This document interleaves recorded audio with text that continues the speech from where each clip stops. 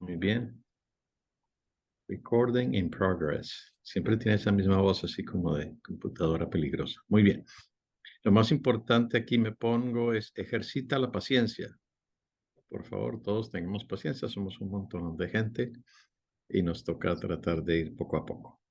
Todo se puede decir de modo positivo, es el número uno. Hablamos con libertad, el número dos. Evitamos cualquier descalificación personal, es el número tres. Cuatro, la persona moderadora, en este caso yo, puede enviarte a la sala de espera. Y quinto, construimos un espacio seguro. Ahora bien, la estructura que vamos a seguir, pues es que tendremos eh, una continuación de lo del testimonio de Antonio con lo de las administraciones brevemente, pero entiendo que antes ahora me confundo un poco, si vamos a tener antes continuar con la intervención que quedó pendiente la vez pasada de María Asunción, y luego ya continuaríamos a partir de ahí. No sé, digamos, los temas que estaban planteados para hoy. eh, perdón, discúlpenme, hay un comentario técnico que tengo que hacer. Cuando se va a hablar, cuando una persona va a hablar, es importante tener configurado al español el lenguaje en el que tú hablas, en el que uses el micrófono. Y lo mismo para la traducción. Esto especialmente parece ocurrir con las personas de México. Si no, se bloquea la traducción a las personas de otros idiomas. Entonces, por favor, si alguien tiene alguna duda de cómo hacerlo, pues me mandan un mensaje a mí sí, a mí, a través del texto, del mensaje de texto, y yo ya se lo comunico a las personas que nos están haciendo el soporte técnico. Vamos a continuar ahora con el tema este de la administración que había quedado sin terminar la vez pasada. Entonces, el micrófono ya veo que lo tienes, María Asunción. Entonces, yo creo que te damos la palabra y luego seguiremos con el resto del programa. Buenas tardes a todos. Bueno, yo quería decir que aquí donde me veis, yo fui la tercera agregada de España en hacer ciencias domésticas. Ciencias domésticas era una pseudo carrera que tenía por objeto formar administradoras, única y exclusivamente formar administradoras. Nunca tuvo ningún reconocimiento a nivel estatal. Después, con el paso del tiempo, pero hablo con el paso de 20 años, la Universidad de Navarra la incorporó como ciencias de la alimentación, una cosa así, pero aquello era completamente interno y eran todas las alumnas numerarias, en un 95% numerarias que estaban haciendo el centro de estudios y a las que les habían dicho de buenas a primeras que la voluntad de Dios es que seas administradora. A algunas se les notaba que estaban por fuerza, a otras no se les notaba tanto. Yo creo que de mi promoción, que éramos unas 40, que yo tenga constancia, siguen siendo miembros de la institución 5. Yo solo cursé la diplomatura. No pude hacer la licenciatura porque tenía una directora que me dijo que no tenía cabeza para estudiar, entonces me quedaba con la diplomatura. Dicho sea de paso, como el mundo es muy pequeño, yo creo que un día me la voy a encontrar a la tal directora. Le voy a poder decir, mira cariño, aquí 5 idiomas hablados y escritos, una licenciatura y un máster. No sé, por no tener cabeza para estudiar. Se lo quise decir, pero le envié un mensaje por LinkedIn y me bloqueó. Entonces, ya la otra opción es ir a Zaragoza a recorrer las calles de Zaragoza y encontrármela en persona. Bueno, eso es una anécdota. Yo lo que quería decir es que yo me di cuenta de que estábamos para servir a la sección de varones. Punto. La SF estaba para servir a la sección de varones. Se acabó. Esa era su única misión. Todo lo demás, que si las mujeres podían ser profesionales y tenían que ser profesionales y brillar y etcétera, era adornar el mueble. Y el mueble era, la sección femenina está para servir a la sección de varones. Y ya está, y se acabó. Yo administré un centro de estudiantes, un centro de numerarias mayores, donde vi de todo. De todo significa numerarias empastilladas, numerarias enamoradas, numerarias que se marcharon, vi de todo. Y después estuve en una casa de retiros. La casa de retiros, pues dependiendo, teníamos o a la SF o a la sección de varones. Y aquí hay algo que quiero decir, y si hay numerarias de incógnito que me están escuchando, pues ya me perdonarán, pero es que tengo que decirlo. Tener a la sección de varones es una trabajera que nadie se imagina. Con la sección de varones solían venir 10, 12 sacerdotes. Eran 10, 12 misas diarias, más la de la administración, más la de la común de la actividad que fuera, que solían ser cursos anuales.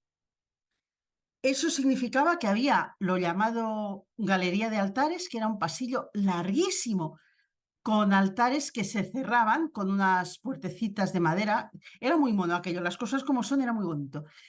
Se cerraban con unas puertecitas de madera y se abrían para celebrar la misa. A ver, si alguien ha visto al correcaminos perseguido por el coyote, me ha visto a mí repartiendo amitos, purificadores, manutergios, cintas como para colgarse. O sea, tremendo, tremendo. Y con esta trabajera, más las camas, que en esos momentos todavía se les hacían las camas a los varones, con esta trabajera era 1000 veces mejor atender a la sección de varones que atender a la sección femenina. La sección de varones todo se acababa en trabajo. Increíble, infinito. ¿Acababas agotada? Sí, pero todo solo era trabajo. Solucionabas el trabajo, se solucionaba todo. Ay, amigo, la sección de mujeres. Eso era otra cosa, ¿eh? Empezaban a llover regímenes, pero como llueve granizo, pero igual. Notitas en la ropa de lavar. Este jersey, por favor, lavado a mano y tendido a la sombra. Esta blusa, por favor, lavada a mano y tendida en percha. No estoy exagerando. Juro a Dios que no estoy exagerando. Y esto multiplicado por 26, 28 numerarias que teníamos, ¿no? Si encima caía una fiesta A, ya pues era mejor que te murieras directamente y acababas. Porque que si el aperitivo, que si el postre, que si la decoración, que si los manteles, era tremendo, tremendo, tremendo. Tremendo. ¿Por qué? No lo sé. Yo no sé el porqué de eso. Solo sé que era muchísimo mejor atender la trabajera horrible, que suponía un curso anual de numerarios con 12 o 13 sacerdotes, que atender a un curso anual de numerarias. ¿Qué más tengo que decir? Se ha hablado mucho y se ha publicado también en OL el tema de la famosa media de cocina, que es lo que puedes gastar por persona y día en alimentación. Yo tengo que decir que para los números cualquier piedra que encontréis en el camino es mejor que yo. Yo soy negada para los números, soy profundamente mala.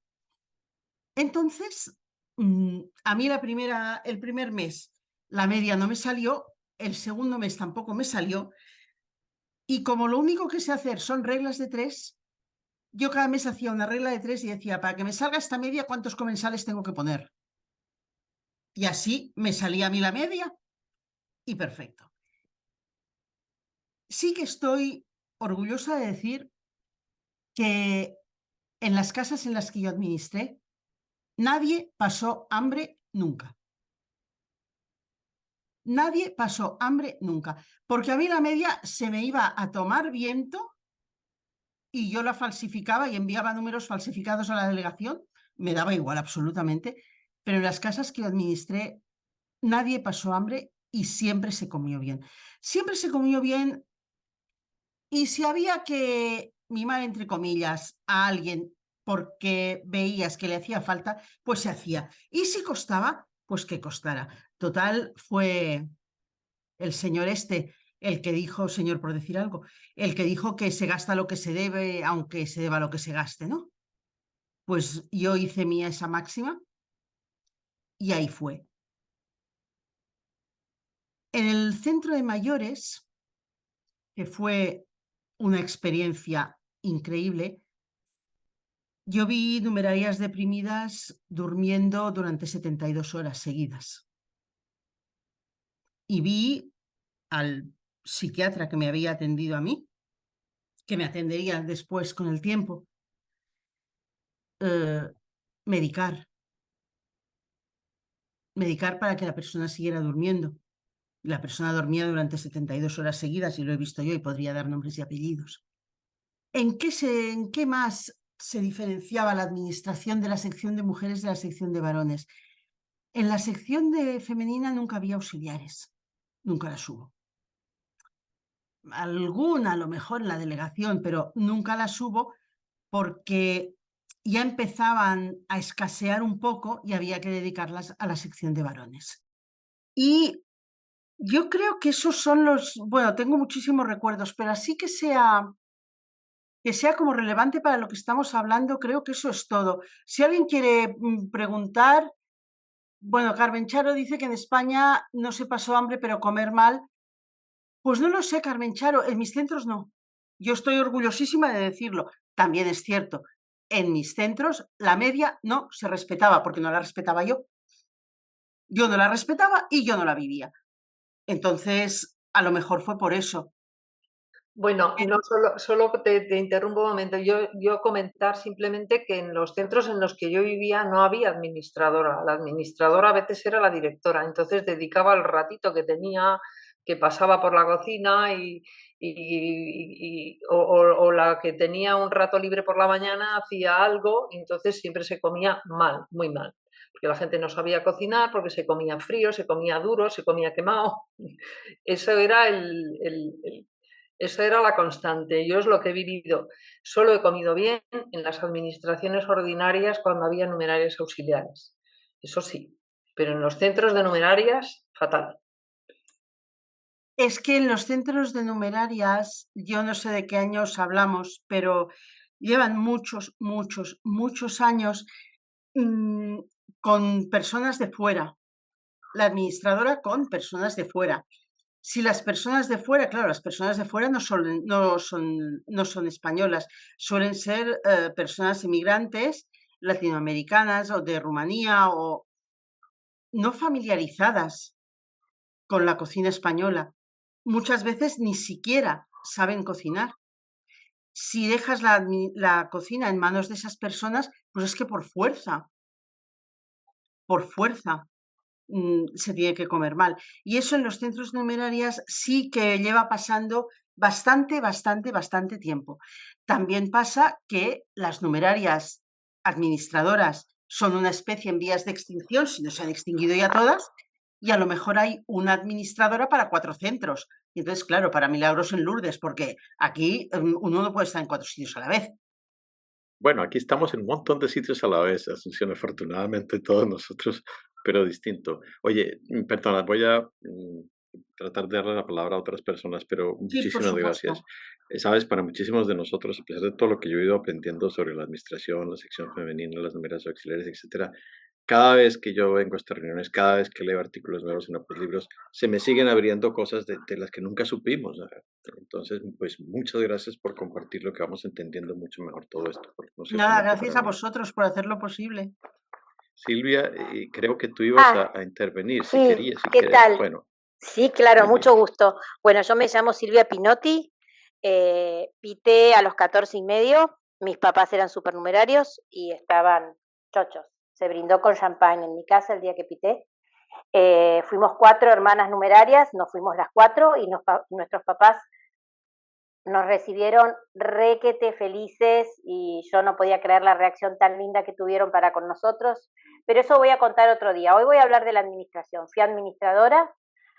Cuando estaba en 5º año, mis padres me mandaron a hacer un test de orientación vocacional, pero las de la obra decidieron que no me daba el marote para estudiar y que yo no podía estudiar profesorado de historia, que era lo que me gustaba, y me hicieron esperar un año. Hice la facultad que contó recién, no me acuerdo el nombre de la persona que habló, pero adhiero a todo lo que ella dijo. Yo estudié esa carrera, hice los 4 años.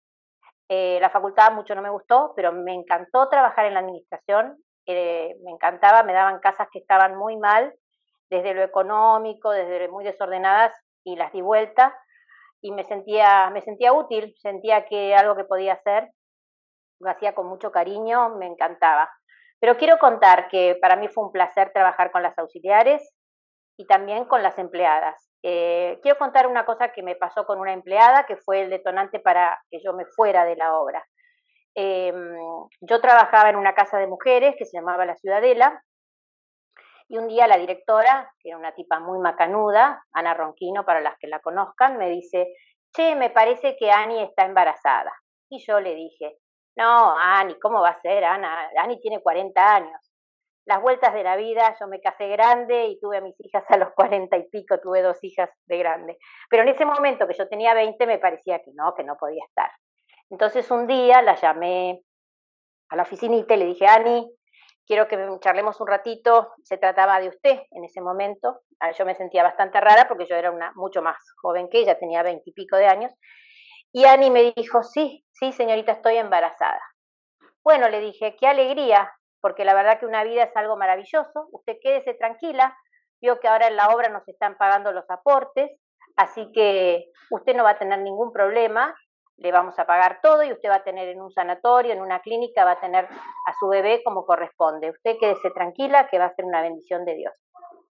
Bueno, pasó eso, le estábamos pagando los aportes, se lo hacía una empresa que se llamaba Cevicer, y cuando terminó su licencia de maternidad, a mí me pasaron a otra casa, que era un centro de varones, un club, el Caldén, y Ana Ronquino, a la que ella quería mucho, tampoco iba a estar más, y me dijo: yo me quiero ir con usted. Y yo le dije: ¿qué más quiero? Que usted se venga conmigo, me parece fantástico. A mí me encantaba cómo trabajaba, era una persona que funcionaba como una numeraria auxiliar, sabía hacer todas las cosas de oratorio, servía la mesa fantástico, pero era con retiro porque ella no estaba casada, estaba con un señor que era su marido, digamos. Pero bueno, en esa situación, Ani se vino conmigo al Caldén, yo chocha, porque era una tipa que trabajaba fantástico, y bueno, estuvo un tiempo, y un día yo la vi muy triste. Le dije: Ani, ¿qué le pasa?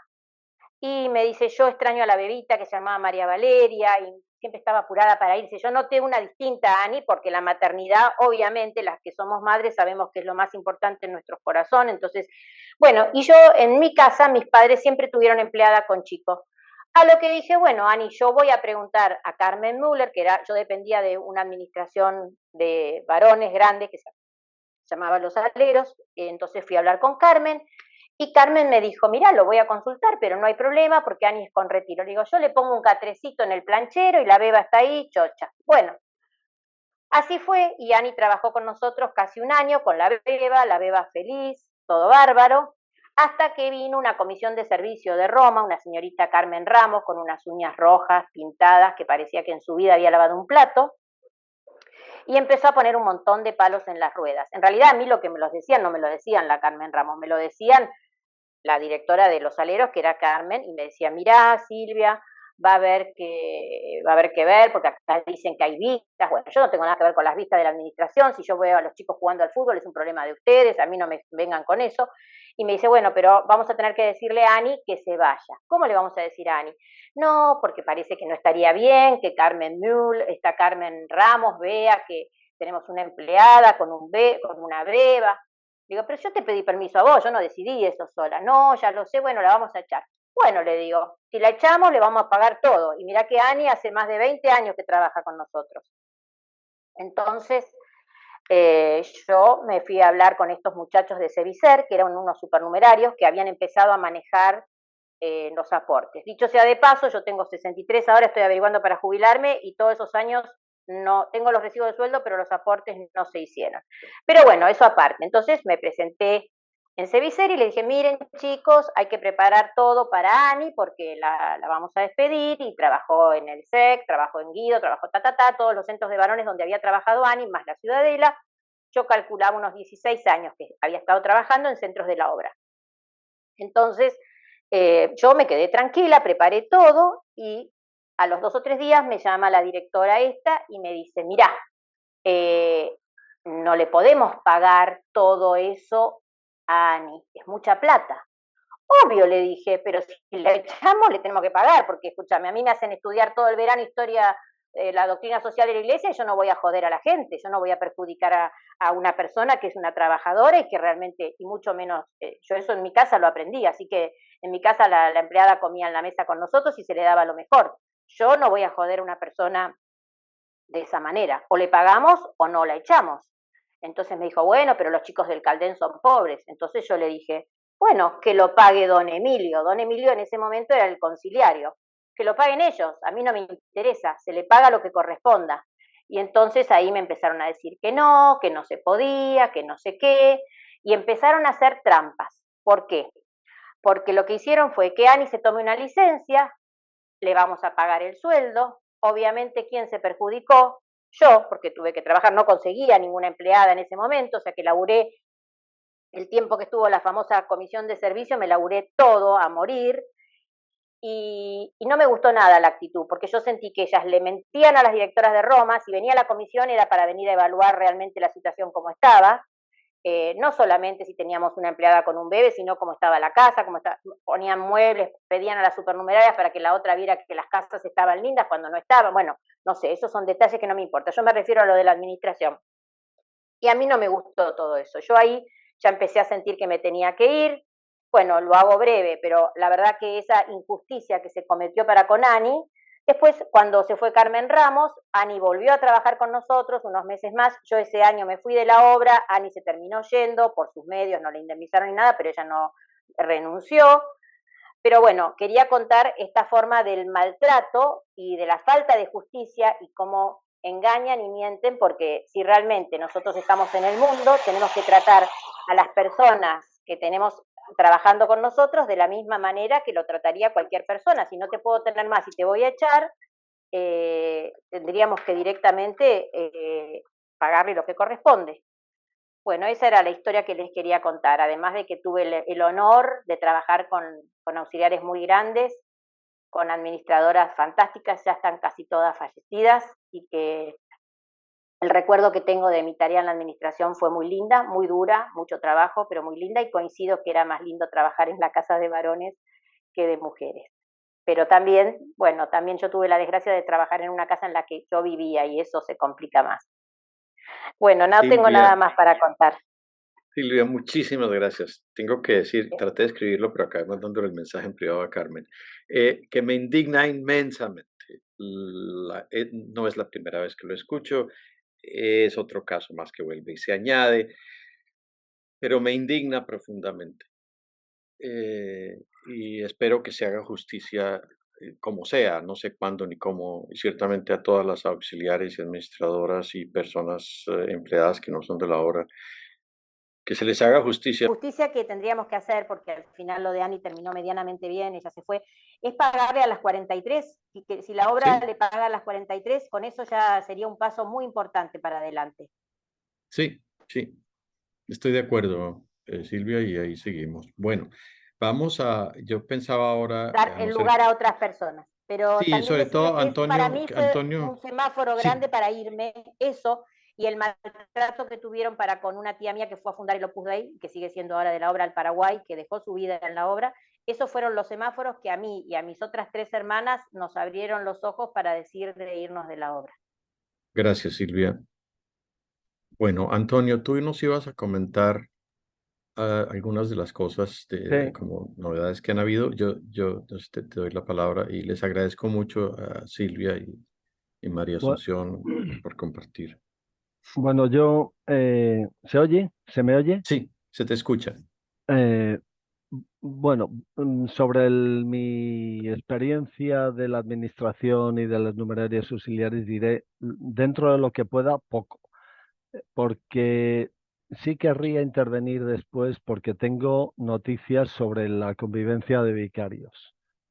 Pues Bueno, si quieres más bien darnos esas noticias de una vez, Antonio, si te parece bien. bueno, no, porque vamos a respetar el orden del día, si os parece. O sea, quiero decir que yo Muy tampoco bien. voy a...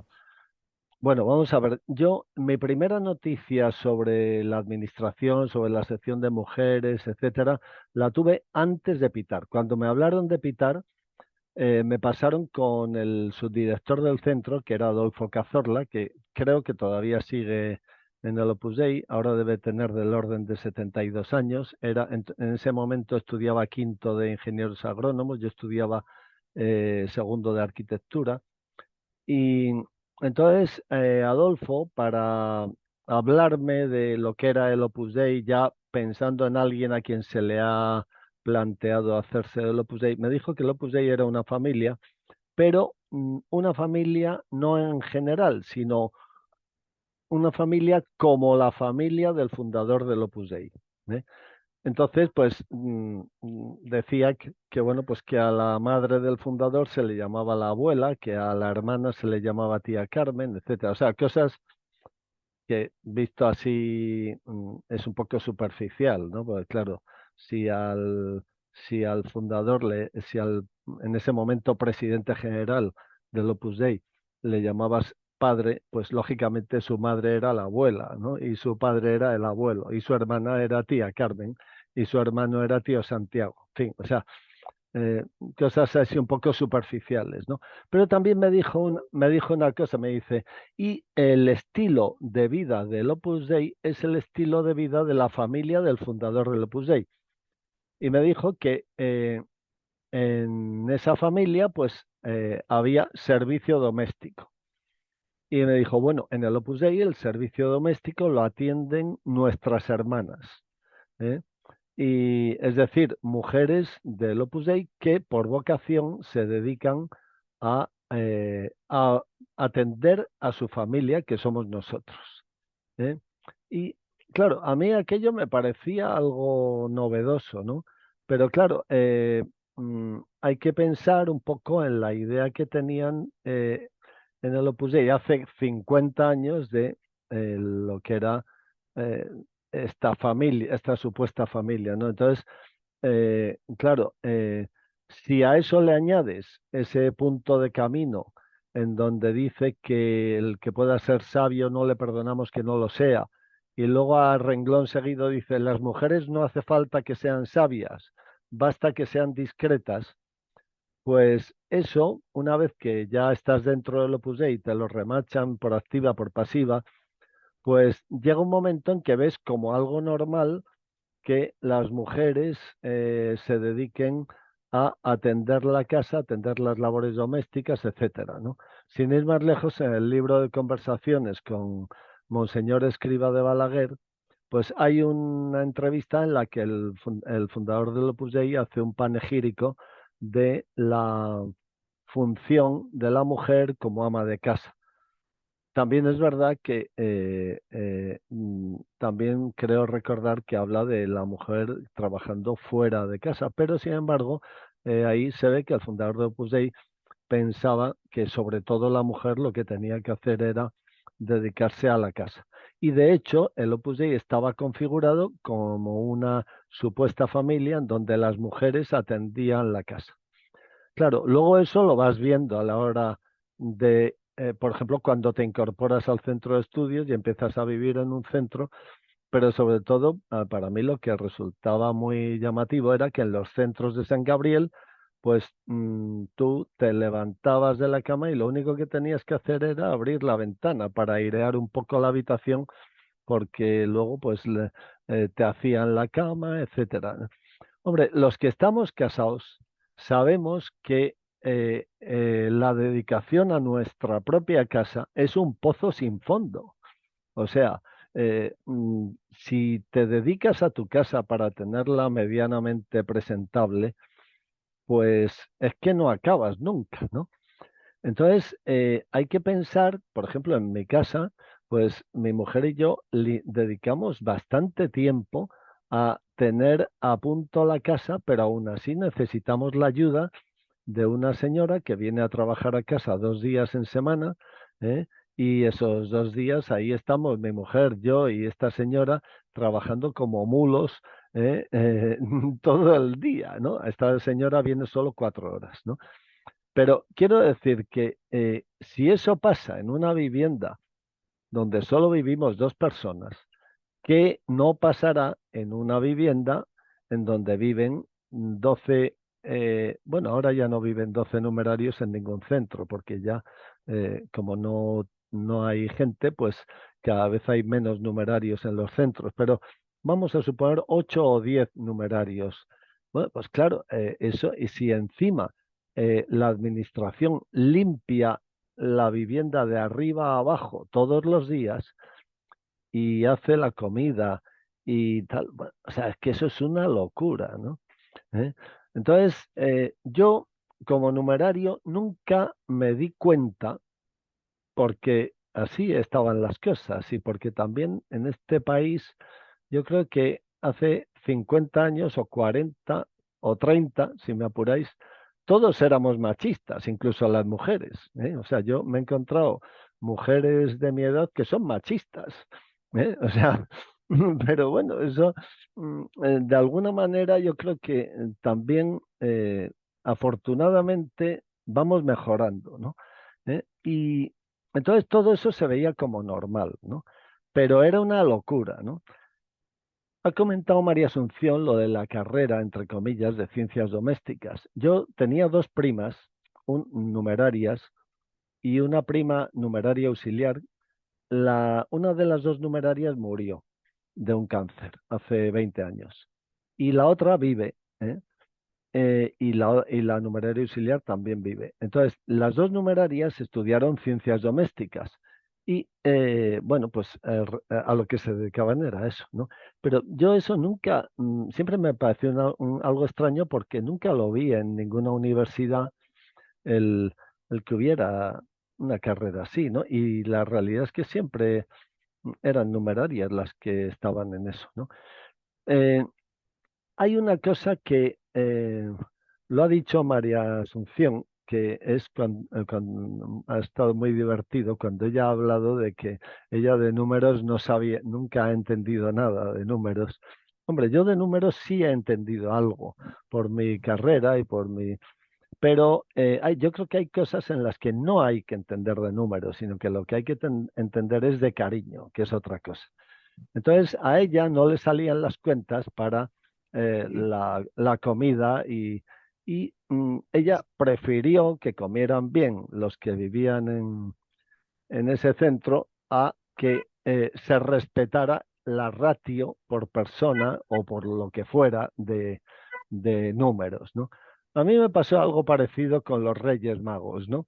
Yo durante bastantes años he sido el rey mago del centro, ¿eh? O sea, en la fiesta de Reyes, pues había alguien que hacía del rey mago. Entonces, a mí me tocó hacer de rey mago como unos 8 años, los últimos años míos en el Opus Dei. Y creo, por lo que me decían algunos numerarios, que fueron los mejores reyes de toda la vida de, de esos numerarios, porque yo siempre tuve una norma, y era leer las cartas que escribían a los reyes. Porque digo, bueno, vamos a ver, o sea, si se trata de hacer unos regalos a los del centro que les hagan ilusión. Lo mejor es ver qué es lo que ellos han pedido, ¿no? Y recuerdo que había algún que otro director o subdirector que me decía, no sigas lo de las cartas, ponle un muñequito o algo que tenga gracia y que valga muy poco, por lo de la pobreza y tal. Yo siempre tuve muy claro que por encima de la pobreza está la caridad, ¿eh? Y entonces yo, ante esas sugerencias, siempre me refería que yo jamás regalaría muñequitos coñones, ¿eh? O sea, yo a los muñequitos esos que decía el director o el subdirector del centro, decía, mira, no pienso regalar en Reyes muñequitos coñones a los del centro, ¿eh? Sino que voy a remitirme a las cartas. Entonces, hubo un año en el que un numerario que estaba un poco volado, pidió una bicicleta que costaba 300 euros y el presupuesto para cada numerario era de 80 euros. Y yo le compré la bicicleta, ¿no? Y ahí, el día de Reyes, ahí apareció la bicicleta, ¿no? Pero no solo era la bicicleta, sino que es que, o sea, todo lo que uno pedía lo recibía, todo. ¿Eh? O sea que luego siempre me llevaba una bronca, porque además yo lo que hacía era poner ese dinero de mi cuenta corriente del banco y luego le pasaba la cuenta al centro, pues al mes siguiente, a la hora de entregar el sueldo, le decía, oye, mira, aquí está el sueldo que entrego este mes, pero me cobro los Reyes de diciembre pasado. O sea que bueno, siempre había algo de bronca, pero bueno, la verdad es que la realidad es que se lo pasaban bien. Bueno, esto ha sido un inciso. Lo de las numerarias auxiliares. Un A gran mí, inciso. a mí una cosa que siempre me llamó la atención fue mirarles el careto a las numerarias auxiliares. ¿Por qué?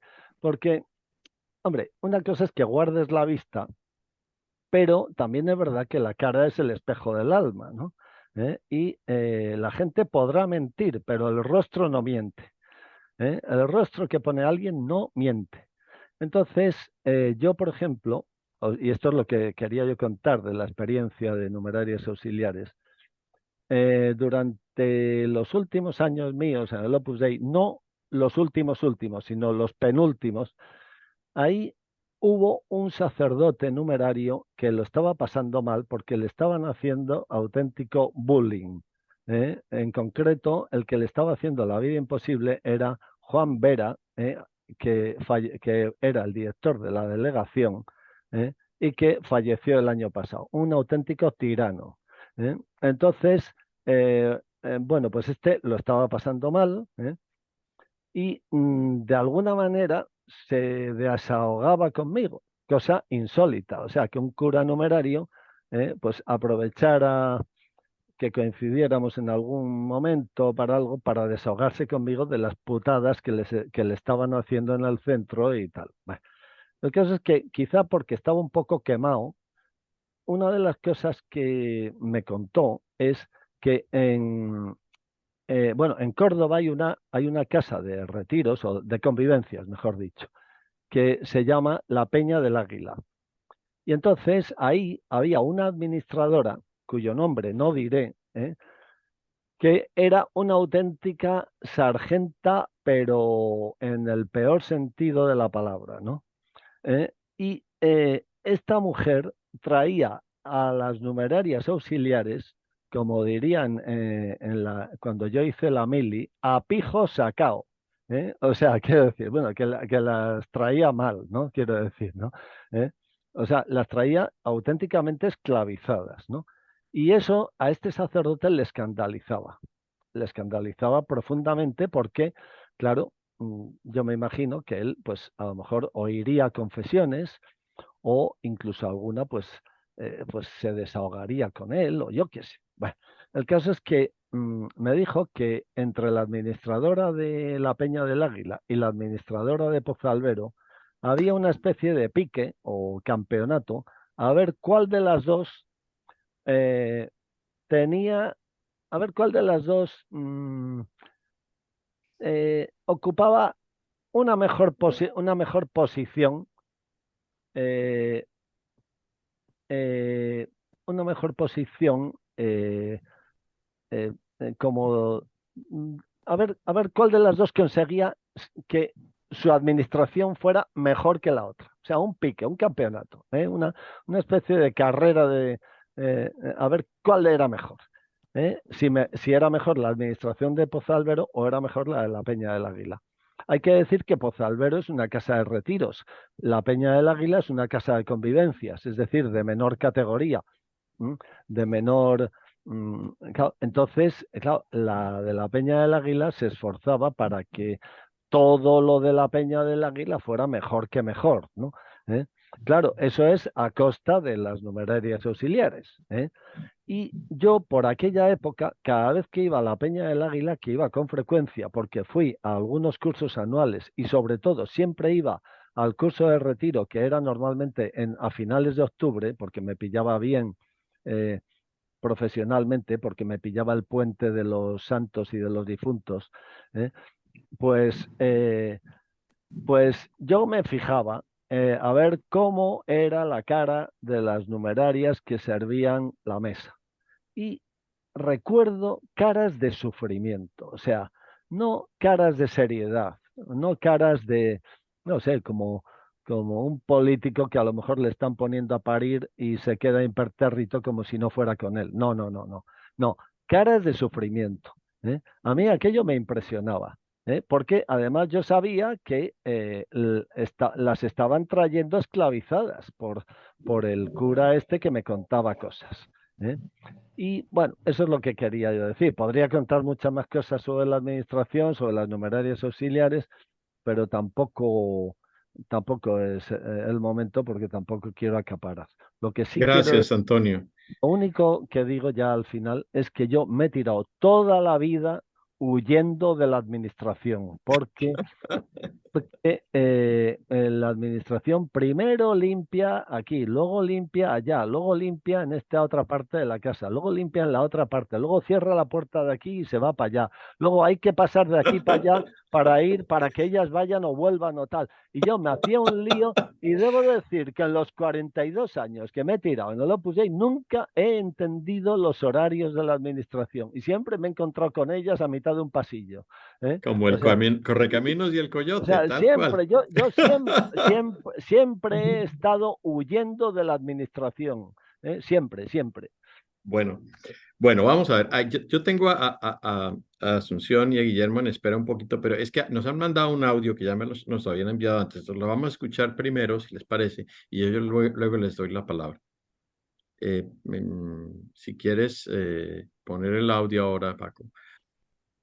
Buenas tardes. Quería apoyar a Elena García. Es una exnumeraria auxiliar de México que dejó su testimonio en el coloquio anterior.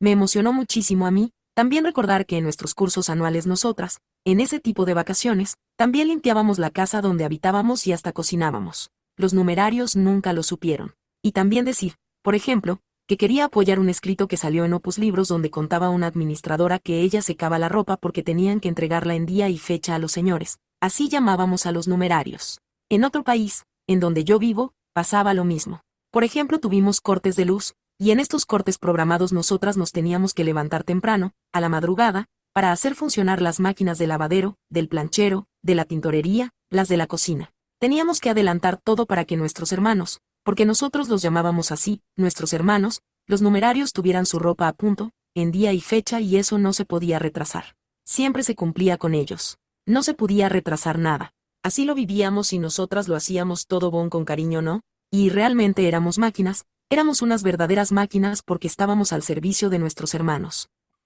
Si quieres, aunque tú levantaste la mano primero, ¿te parece si le doy la palabra primero a Guillermo o tú quieres comentar algo específico?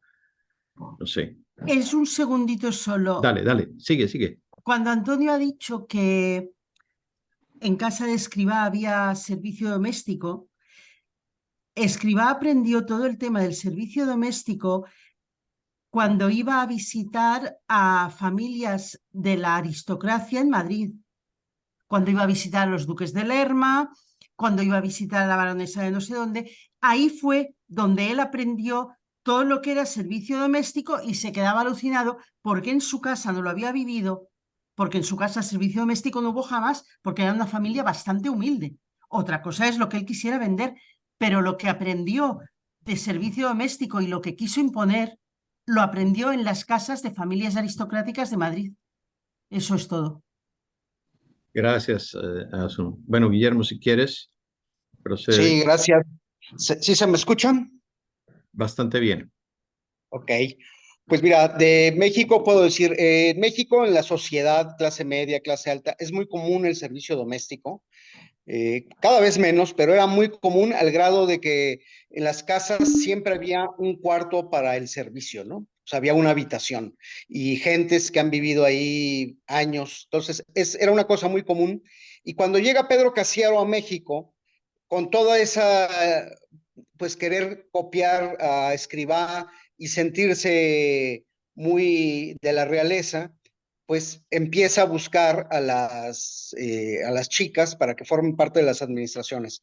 Manda al entonces sacerdote Joaquín Valdés, que vino de España, es toda una historia, todo esto me lo platicó él, a buscar a estas chicas al estado de Michoacán, o con la ayuda de los párrocos, y por medio de Guadalupe Ortiz, pues las van reclutando y se las traen a la escuela. Las numerarias auxiliares mayores de México generalmente son de Michoacán, y también algunos agregadas y agregados. En cuanto a las directoras de administraciones, eran tan necesarias que se les puso una escuela, aparte de la Universidad Panamericana, que era la Escuela Superior de Administración de Instituciones, SDAI, donde muchísima gente, muchísima estudió ahí.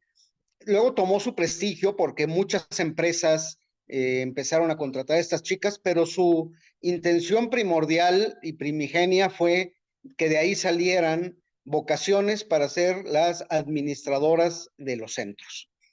Ahora, en México, estos últimos años han salido muchas auxiliares, ya de más de 40 años, de la obra. En la obra las dejan ir, no las ayudan nada, es una verdadera lástima lo que está pasando con ellas, o sea, son verdaderamente desechos. Y también han cerrado muchas administraciones ordinarias, al menos de los centros de varones, porque dicen que se estaban presentando muchos casos de lesbianismo entre las chicas. Yo me acuerdo del padre Santillán, don Ernesto Santillán, nos decía en charlas, mucho cuidado con lo que les dicen a las administradoras, a las de la administración, dice, porque nunca, y así lo decía él, nunca oyen nada positivo, nunca escuchan un piropo de nadie, nunca ven a nadie.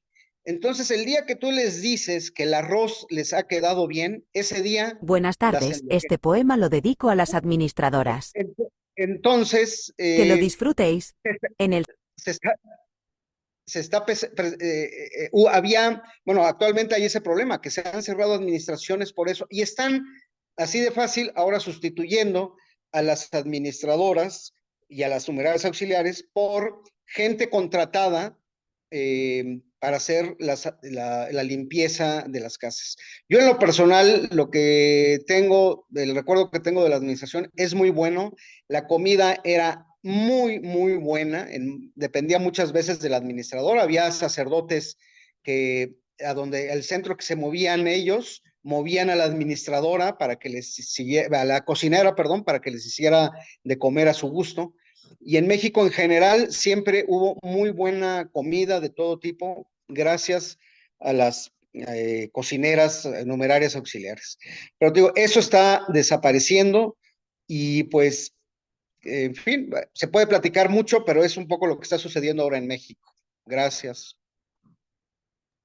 Guillermo, muchísimas gracias. A mí todavía me sorprende un poco que, sabiendo que hay tantas y tantas mujeres que han dejado de ser numerarias auxiliares en México, por ejemplo, donde había muchísimas, y en España también, pues todavía como que no han tenido una manifestación del estilo de la que se daba en Argentina. Yo no sé el caso de Argentina porque es como tan especial. En Colombia, que es donde yo estuve mucho tiempo, pues yo sé también que muchísimas han dejado la obra, pero lo mismo, ¿no? Allá, pues por la legislación laboral y todo eso, quizás muchas tuvieron una situación un poco mejor.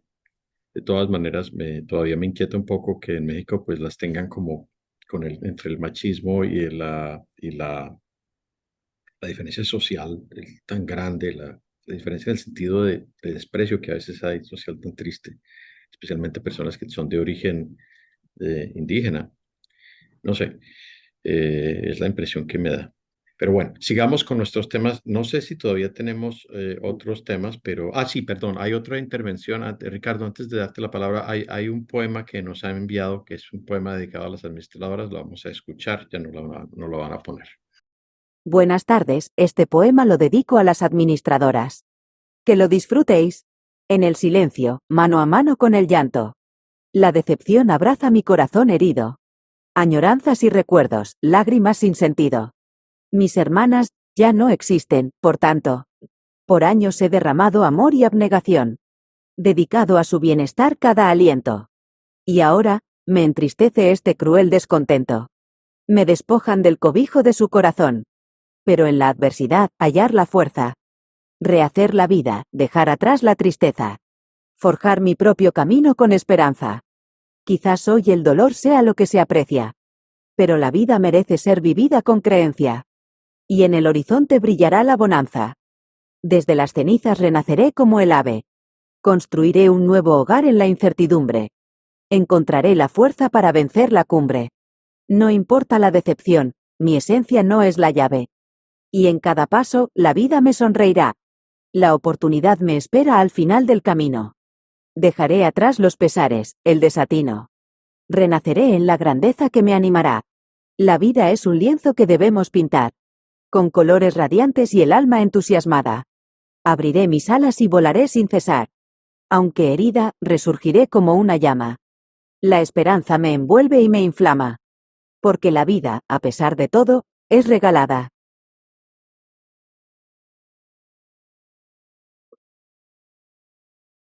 Muchísimas gracias. Es verdaderamente conmovedor. Y es también conmovedor que tengamos estos mensajes. Para muchas personas, pues no es fácil aparecer aquí en persona, como algunos tenemos el privilegio de poderlo hacer. De manera que muchas gracias. Quizás Ricardo, te doy la palabra y luego ya seguiremos con la otra parte del programa. Muchas gracias. No pongo la cámara porque tengo problemas de conexión para que no se me interrumpa el audio. Los saludo a todos y a todas. Muy breve. Sobre eso de evitar pagar las prestaciones laborales, comentado por María Asunción a raíz de lo que sucedió con esa señora que le negaron su obligación laboral, argumentando que era mucho dinero. Recordé una experiencia que viví en una residencia de estudiantes. El gobierno había decretado, me refiero al gobierno de la República, había decretado un aumento de salario mínimo, pero el consejo local no quería pagárselo a los empleados que ganaban salario mínimo, de mantenimiento, un señor de mantenimiento, de portería, una jardinería, etcétera, argumentando que no había dinero. Yo les dije, siendo yo su director, que había obligación legal de pagar ese aumento. Y entonces insistieron que no había plata y que no se aumentarían los salarios. Entonces yo sugerí cesar a uno de los empleados, pagándole todos sus derechos laborales y prestaciones de ley, y que con el dinero que se ahorraba durante el año de la cantidad de salarios, se podía pagar a los demás el incremento de salario mínimo ordenado. La respuesta fue la misma, no se cesaría a nadie ni sería el aumento. Y entonces, finalmente yo les dije lo siguiente, les dije, bueno, si no pagan el aumento de salario mínimo ordenado por el gobierno, yo mismo presento una denuncia contra la residencia en el Ministerio de Trabajo para que envíe un inspector. Claro, casi me matan, ¿verdad? Me dijeron de todo. Y simplemente lo que les dije fue, no hablo más. Como abogado ustedes saben que para mí la ley se respeta y punto. Y entonces a regañadientes hicieron los aumentos de salario. O sea, sí había dinero. Esa era la anécdota que quería contar. Gracias, Jean-Franc. Muchas gracias, Ricardo, y gracias por esa valentía.